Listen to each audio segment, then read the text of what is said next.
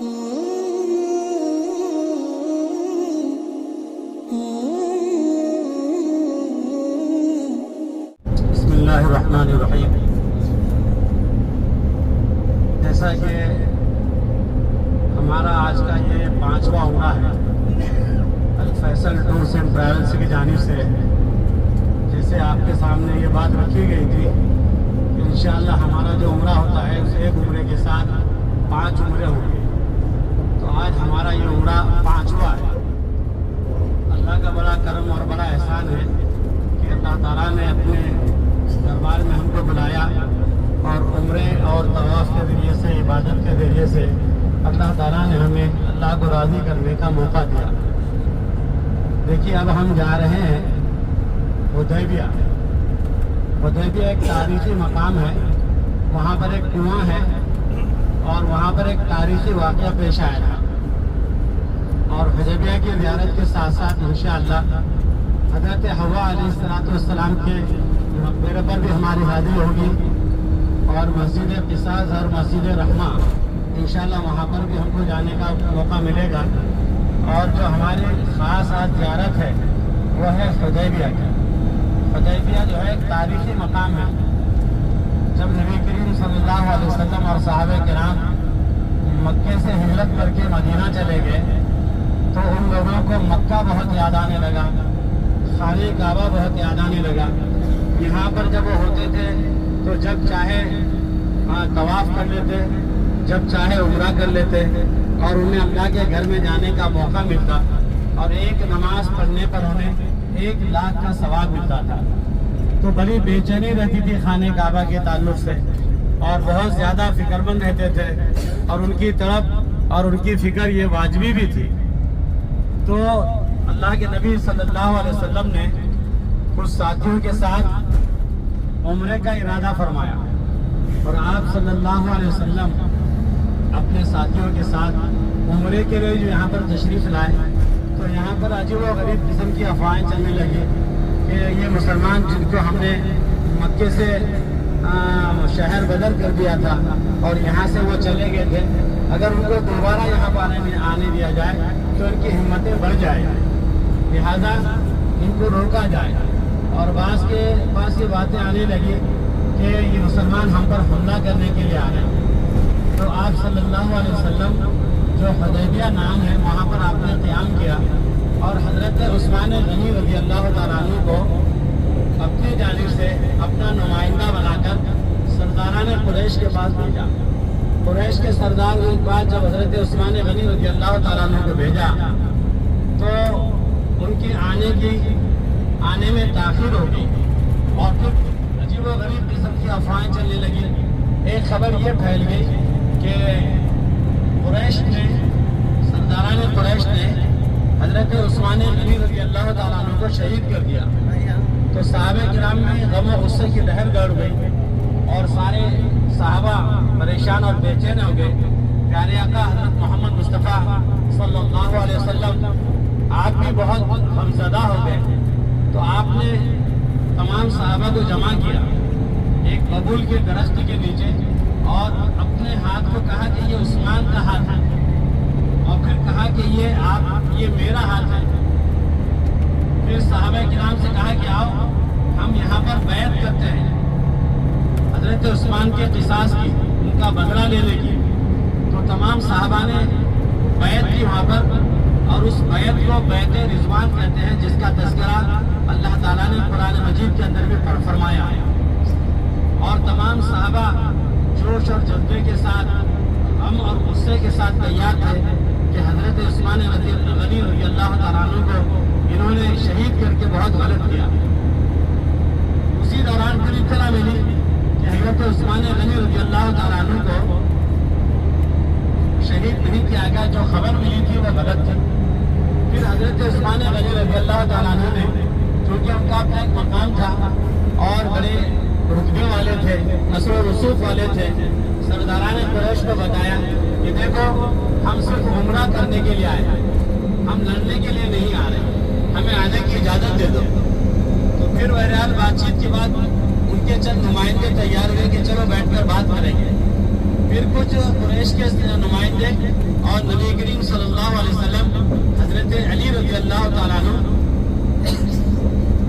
انہوں نے معاہدے کی شرطیں تیار کی. سب سے پہلی شرط انہوں نے یہ رکھی کہ ان سال آپ واپس چلے جائیں. اب احرام پہن کر سارے لوگ آئے ہوئے تھے, بالکل مکہ قریب تھا, اور اتنے دور کا مدینے سے سفر کر کے مکے کے قریب آ کر احرام کی حالت میں رہ کر پھر یہاں سے واپس جانا, یہ صحابہ کرام کو یہ برداشت نہیں ہو رہا تھا.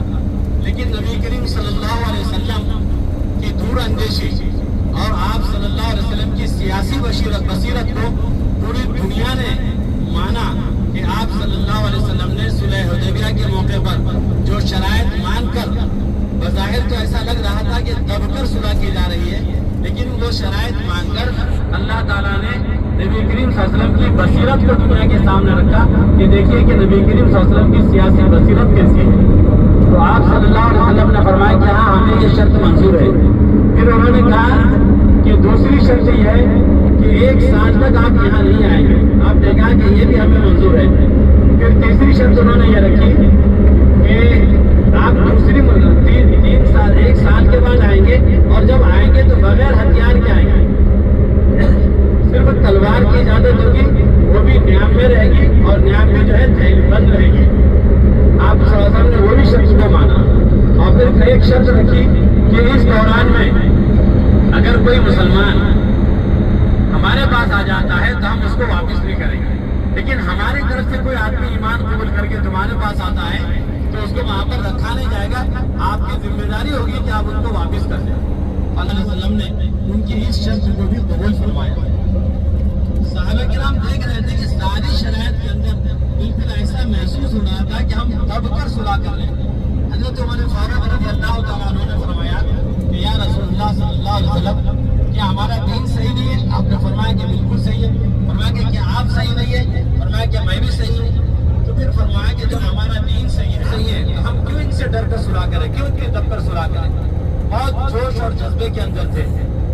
تو اب یہاں پر ایک نقطے کی طرف آپ غور کیجیے کہ حضرت عمر فاروق رضی اللہ تعالیٰ عنہ جذبات میں تھے اور چاہ رہے تھے کہ ہم عمرہ کر لیں, اور نبی کریم صلی اللہ علیہ وسلم سے سوالات بھی اس انداز سے کر رہے تھے کہ کیا ہمارا دین برحق نہیں ہے, کیا آپ برحق نہیں ہے؟ تو آپ نے فرمایا کہ دین بھی برحق ہے, میں بھی برحق ہوں. تو حضرت عمر فاروق رضی اللہ تعالیٰ عنہ نے فرمایا کہ جب آپ برحق, دین برحق, تو ہم عمرہ کریں گے. لیکن نبی کریم صلی اللہ علیہ وسلم نے فرمایا کہ اے عمر, میں صلح کر چکا ہوں. جب اللہ کے نبی صلی اللہ علیہ وسلم نے فرمایا کہ میں صلح کر چکا ہوں تو صحابہ کرام میں اطاعت کا جو جذبہ تھا وہ ٹوٹ کر بھرا ہوا تھا. حضرت عمر فاروق خاموش ہو گئے. کیوں خاموش ہو گئے؟ کہ پیارے آقا نے منظوری دے دی تھی, اور جب معاہدہ لکھا جا رہا تھا حضرت علی رضی اللہ تعالیٰ عنہ نے لکھا بسم اللہ الرحمن الرحیم, اور پھر اس کے آگے لکھا کہ یہ معاہدہ قریش کے سرداروں اور محمد رسول اللہ صلی اللہ علیہ وسلم کے درمیان ہو رہا ہے. فوراً قریش کے سرداروں میں سے ایک نے کہا کہ یہ رسول اللہ مٹا دو. سارا جھگڑا تو یہ کہ ہم تو ان کو اللہ کے رسول نہیں مانتے. اللہ کے نبی صلی اللہ علیہ وسلم نے حضرت علی رضی اللہ تعالیٰ عنہ سے فرمایا کہ علی یہ مٹا دو. تو حضرت علی فرمایا کہ یا رسول اللہ, میں تو آپ کو رسول مانتا ہوں, میں اتنی بڑی جرات نہیں کر سکتا. اللہ کے نبی صلی اللہ علیہ وسلم نے اپنے ہاتھوں سے رسول اللہ مٹا دیا. اور پھر اس کے بعد طے ہوا کہ یہ معاہدہ 10 سال تک رہے گا. اور پھر اس کے بعد اس میں یہ طے پایا کہ دونوں فریقین یعنی کہ قریش اور مسلمان یہ کسی بھی قبیلے سے یہ مل سکتے ہیں, اپنا گٹھ جوڑ کر سکتے ہیں, یعنی کہ گٹھ بندھن ان کا ہو سکتا ہے, اور یہ کہیں بھی آ جا سکتے ہیں, آپس میں لڑائی نہیں کریں گے. آپ صلی اللہ علیہ وسلم نے آپ نے سارے شرائط منظور کیے اور دستخط کی, اور پھر صحابہ کرام رضوان اللہ تعالیٰ علیہ اجمعین بہت غمزدہ تھے, پریشان تھے کہ ہم کیا کریں. آپ صلی اللہ علیہ وسلم نے صحابہ سے فرمایا کہ حلق کر لو. سب خاموش بیٹھے تھے. آپ اپنے خیمے میں گئے. غالباً حضرت سلمہ رضی اللہ تعالیٰ عنہ اس وقت آپ کے ساتھ تھی غالباً. تو نبی کریم صلی اللہ علیہ وسلم کے چہرے پر جو پریشانی کے آثار نظر آئے تو وہ پریشان ہو گئی اور فرمایا کہ میرے سردار کیا بات ہے, آپ پریشان نظر آتے ہیں. تو آپ نے فرمایا کہ اے ام سلمہ, میں نے سب سے کہا ہلاک کر دو، لیکن سب اپنی جگہ بیٹھے ہیں، یہ میری بات کیوں نہیں مان رہے؟ تو حضرت ام سلمہ نے فرمایا کہ آپ فکر نہ کریں، آپ بال کٹانے کی بات کریں، یہ وہ صحابہ ہیں آپ کے اشارے پر اپنی گردنیں کٹانے کو تیار رہتے ہیں، یہ صدمے میں ہیں، یہ صدمے سے دو چار ہیں، آپ فکر نہ کریں، آپ پہلے ہلاک کر لیں، باہر جائیں ہلاک کر لیں، جب آپ کو دیکھیں گے تو سارے صحابہ ہلاک کر لیں گے۔ نبی کریم صلی اللہ علیہ وسلم نے آپ کے قریب جا کر پیشانی کا بوسہ دیا اور فرمایا کہ ام سلمہ تم نے مجھے بہت اچھا مشورہ دیا اور مجھے بڑا سکون ہوا۔ پھر آپ باہر گئے، اپنے بال آپ نے منڈوانے شروع کیے، حلق بنانا شروع کیا۔ صحابہ کرام جو صدمے سے دو چار تھے، انہوں نے دیکھا کہ پیارے آقا حلق فرما رہے ہیں، تمام صحابہ اٹھے اور فوراً حلق بنانے شروع کر دیے۔ تو یہ صحابہ کی جانثاری تھی، یہ موقع آیا، غم کا موقع تھا، دب کر بظاہر ایسا لگ رہا تھا صلح ہوئی، اور صحابہ کرام کو نبی کریم صلی اللہ علیہ وسلم نے فتح و نصرت کی خوشخبری دی۔ اگر ہمارے جیسے لوگ ہوتے، کچے ایمان والے، کچے یقین والے، تو ہم یہ کہتے تھے کہ پہلے تو یہاں تک لائے اور یہاں سے بغیر احرام کے ہم کو بغیر عمرے کے واپس لے جا رہے ہیں، اور پھر ہم پریشان ہیں اور ہم کو خوشخبری دے رہے ہیں۔ قربان جائیے اور صحابہ کرام رضوان اللہ تعالیٰ علیہ اجمعین پر آپ کی بات پر یقین تھا،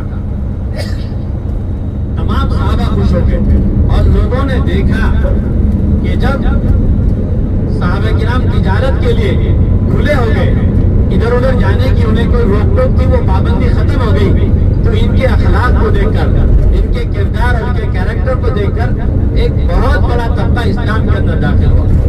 تو وہ جو صلح حدیبیہ تھی، تو وہاں پر اللہ کے نبی صلی اللہ علیہ وسلم نے یہ صلح لی تھی، اور وہیں پر ایک ببول کے درخت کے نیچے جب حضرت عثمان غنی رضی اللہ تعالیٰ عنہ کی شہادت کی غلط خبر ملی تھی، تو آپ نے صحابہ کرام رضوان اللہ تعالیٰ علیہ مجمعین کے ساتھ اپنے ہاتھ پر ہاتھ رکھ کر بیعت کی، اور جب سب کے ہاتھ رہے تو اوپر انہوں نے اپنا ہاتھ رکھا ایک اور، تو اللہ تعالیٰ نے فرمایا کہ یہ اوپر جو ہاتھ ہے، نیچے اللہ کے نبی صلی اللہ علیہ وسلم نے فرمایا کہ یہ میرا ہاتھ ہے اور یہ عثمان کا ہاتھ ہے۔ تو اللہ تعالیٰ نے فرمایا کہ اے نبی یہ عثمان کا نہیں، یہ میرا ہاتھ ہے۔ تو یہ تاریخ ہے ہماری۔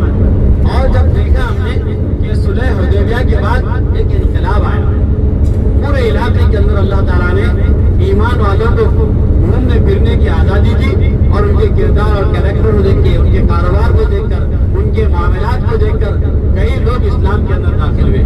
تو آج ایسی مقدس اور بابرکت جگہ پر ہم جا رہے ہیں، یہ ساری چیز اس لیے بتائی جاتی ہے تاکہ آپ لوگوں کے اندر ایک جذبہ پیدا ہو، ایک جوش پیدا ہو، ایک رغبت پیدا ہو، ایک شوق پیدا ہو کہ ہماری تاریخ جو ہے بڑی عجیب و غریب تاریخ ہے، اور بڑے سنہرے الفاظ سے لکھے جانے والی تاریخ ہے۔ اور صلح حدیبیہ جہاں پر ہم سنتے تھے، کتابوں میں پڑھتے تھے، آج اللہ تعالیٰ نے ہم کو وہاں پر بھیجا ہے۔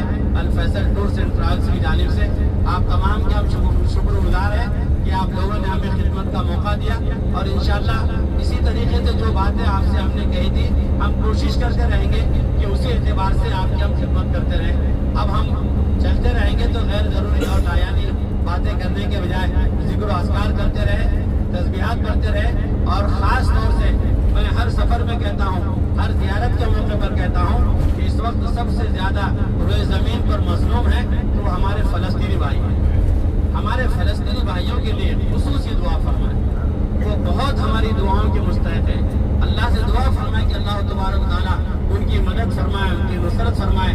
وہ قربانیاں جو معصوم بچے دے رہے ہیں، وہ قربانیاں ہماری مائیں بہنیں دے رہی ہیں، وہ قربانیاں جو ہمارے مجاہدین دے رہے ہیں، اللہ تبارک و تعالیٰ ان کی قربانیوں کو انشاءاللہ رائے گا نہیں جانے دیں گے۔ ان کا خون انشاءاللہ رنگ لائے گا، اسرائیل انشاءاللہ نیست و نابود ہوگا، تباہ و برباد ہوگا، اور پھر فلسطین کے اہل فلسطین انشاءاللہ پھر اپنے زمین پر آباد ہوں گے۔ ان کے لیے خاص طور سے دعا کریں۔ جب ہمارے دعاؤں کی لحاظ اٹھے تو ہمارے فلسطینی بھائیوں کے لیے ضرور دعا کریں۔ اللہ تعالیٰ ہم سب کو عمل کی توفیق عطا فرمائے۔ یہ وہی مقام ہے جہاں پر اللہ کے نبی صلی اللہ علیہ وسلم نے قریش مکہ کے ساتھ کچھ شرائط کے ساتھ صلح نامہ یہاں پر تیار کیا تھا۔ یہ دیکھو یہ دور کی عمارتیں ہیں. اب یہ پہلے اندر جا کے گھوم سکتے تھے لیکن ابھی گھومنے کے لیے کوئی یہ نہیں ہے چانس. تو ابھی یہیں سے ابھی سے دیکھ لو ایسے. اب یہ مسجد ہے, یہ مسجد دیکھیں نا ابھی جس میں ہم نے نماز پڑھے, اور یہاں پر کنواں ہے. یہیں پر اس کنویں کو کہیں پر بند کر دیا گیا. بعض لوگ بتاتے کہ یہاں پر بند کیا گیا تھا, تعلیم بچھا ہوا تھا اور یہیں پر شاید تو کنویں کو بند کر دیا گیا. اور یہ وہ مقام ہے اندر.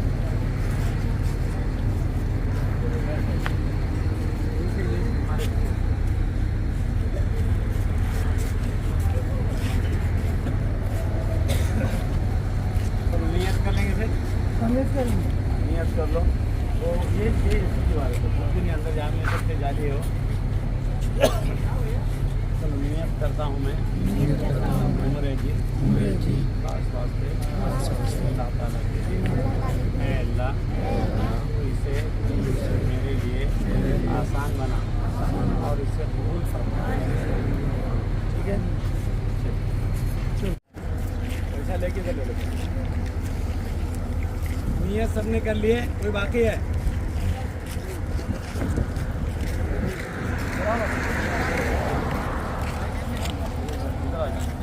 نیت کون کون نہیں کرے, باقی ہے کوئی؟ آ جاؤ. کوئی باقی ہے نیت کے؟ میری دیر ہو جائے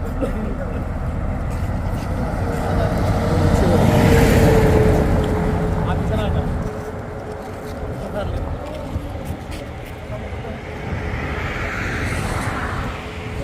چلو کون بات میں نیت کے ہے؟ آ جاؤ. نیت کرتا ہوں میں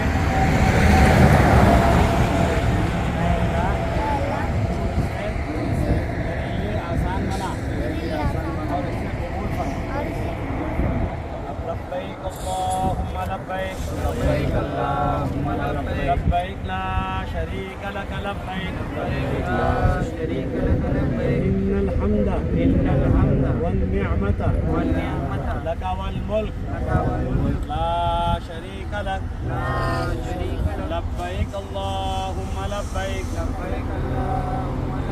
لبیک لا شریک لک لبیک